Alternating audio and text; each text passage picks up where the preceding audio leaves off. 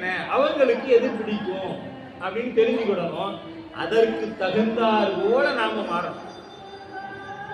இப்ப அவங்களுக்கு எனக்கு கத்திரிக்காயே சாப்பிட பிடிக்காது, ஆனா அவர் கத்திரிக்காய் கூட்டு தான் பிடிக்கும். வந்து அடியாருங்க, சரிங்களா? வந்து அடியாருங்க என்ன பிடிக்குங்க?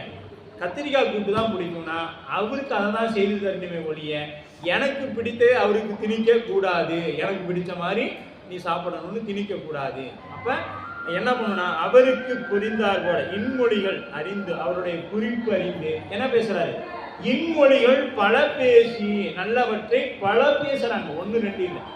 பெருமானுடைய பெருமை இன்மொழினா என்ன? பெருமானை பற்றி பேசுறது. அப்புறம் அவர் வந்தவர் என்ன பேசணுமா?